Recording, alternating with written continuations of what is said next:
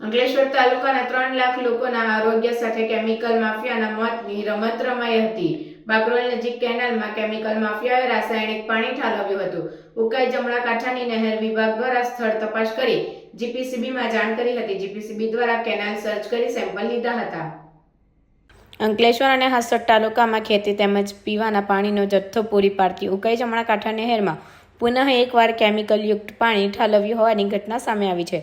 ઉકાઈ જમણા કાંઠા નહેરમાં બાકરોલ નજીક ઝેરી રાસાયણિક પાણીનો જથ્થો ઠાલવવામાં આવ્યો છે. આ ઘટનાની 3 લાખથી વધુ રહેવાસીઓના જીવન માટે જોખમ ઊભું થયું છે.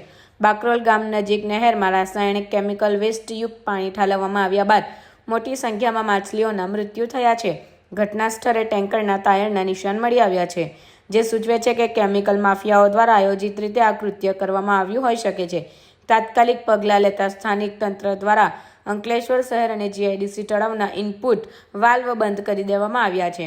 જીપીસીબીની ટીમ ઘટના સ્થળની મુલાકાત લઈ તપાસ શરૂ કરી છે.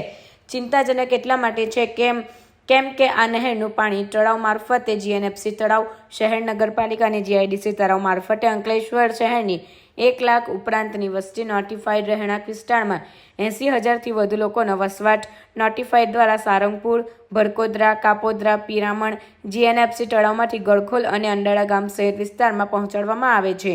એટલું જ નહીં, ઉદ્યોગો પણ આ જ પાણીનો ઉપયોગ કરે છે. ભૂતકાળમાં પણ આ શહેરમાં ગંદકી ફેલાવવાની ઘટનાઓ બની ચૂકી છે. સ્થાનિક લોકોએ આ ગંભીર ગુના માટે જવાબદાર લોકો સામે કડક કાર્યવાહીની માંગ કરી છે. નહેરમાં કેમિકલ નાખવાનો મામલો આવ્યો અને જે રીતે નગરપાલિકા દ્વારા કમિશનર શું ભૂમિકા? આજ રોજ વહેલી સવારે મારી પર ટેલિફોનિક ચર્ચા થતા ત્યારે એક સ્થાનિક મારા મિત્રનો ફોન આવ્યો અને એમણે કીધું કે ભાઈ ભળકોદરાની ઉપર મેઇન કેનાલ અંદર કાળા કલરનું પાણીનું વહન થાય છે, તો તમારે અંકલેશ્વર જે પાણી ગામ તળાવની અંદર આવે છે એ તમે ચેક કરો. એટલે મેં મારા નગરપાલિકાના વોટર વર્ક્સના એન્જિનિયરને તાત્કાલિક જાણ કરતા એન્જિનિયર સ્થળ ઉપર પહોંચી મને મેસેજ કર્યો કે અહીંયા એવું કોઈ પણ પ્રકારનું પાણી કેમિકલ વાળું આવ્યું નથી અને આપણું પાણી જે તળાવમાં છે તે પણ ક્લીન છે. હા, એટલે પછી મેં એમને એવી સૂચના આપી કે ભાઈ હાલ અત્યારે જે આપણો ઇનફ્લો વાલ છે એ બંધ કરીને આઉટફ્લો વાલ ખોલી નાખો, કે જે કરીને પાણીમાં થોડું ઘણું બી કોઈ પણ પ્રકારનું કેમિકલ હોય એ સીધું વરસાદી કાચમાં નીકળી જાય. અને જ્યાં સુધી ઉકાઈ જમણા કાંઠાના જવાબદાર અધિકારી તરફથી આપણી પર કોઈ મેસેજ કે ફોન ના આવે ત્યાં સુધી આ પાણી આપણે આપણા તળાવની અંદર ઇન્વોલ્વ કરવાનું નથી, એવી મેં તાકીદે સૂચના કરી છે. અંકલેશ્વર હાઉસિંગ એસોસિએશનના પ્રમુખ અતુલ માકડિયા. આજ રોજ એક બહુ ગંભીર બનાવ બની ગયો છે કે જે આપણે તળાવમાં પાણી આવે છે તે તળાવ કેનાલ તમે જોઈ રહ્યા છો. એમાં આજે સવારે કોઈ કેમિકલનું ટેન્કર અહીંયા ખાલી કરી ગયું છે. આ બનાવ પહેલી વાર નથી, આ ત્રીજી વાર બનાવ બનેલો છે. આ પાણી રહેણાંક વિભાગને પીવા માટે પાણી આપવામાં આવે છે અને જીઆઈડીસી નોટિફાઈડની સિક્યોરિટી ગાડી, જીપીસીબીની મોનિટરી ટીમ આ બધી ક્યાં ફરે છે? આવા જો ચેડા થશે તો પ્રજાનું શું થશે? અને આ ઇન્ડસ્ટ્રીઝ વાળા પાણી છોડી જાય છે ને અંકલેશ્વર ઇન્ડસ્ટ્રી એસોસિએશન છે એ ઇન્ડસ્ટ્રીઝનું જ છે. એના ચેરમેન પણ ઇન્ડસ્ટ્રીઝમાંથી આવે છે, નોટિફાઈડના ચેરમેન પણ ઇન્ડસ્ટ્રીઝમાં આવે છે, પાણીના પણ ચેરમેન ઇન્ડસ્ટ્રીઝમાંથી આવે છે. એટલે આ બધા ઇન્ડસ્ટ્રીઝ વાળા એકબીજા મેળી ભગત હોય એવું લાગે છે. જયારે આવું બહાર આવે ત્યારે એમ કે ભાઈ ઇન્ડસ્ટ્રી વાળા પકડાશે, કાંઈ પકડાયનું નામ જાહેર નથી કરતા. આમાં શું પૈસા દઈને દબાવવાની કોશિશ છે કે મતની કોશિશ છે કે પોતાના રોટલા શેકવા માટે જ આ લોકો અહીંયા આવે છે? ને જે ઇન્ડસ્ટ્રીની ચૂંટણી થાય છે એમાં બધા રોટલા શેકવા માટે જ આવે છે, પ્રજાનું કામ કરવા માટે કોઈ આવતું નથી. અને બીજું, ઇન્ડસ્ટ્રીના રહેણાંકમાં આટલો મોટો તોતિંગો ટેક્સ આપવા છતાં પણ શુદ્ધ પાણી ન મળતું હોય ને જે જોખમ થતું હોય તેનું આ શું કરવાનું?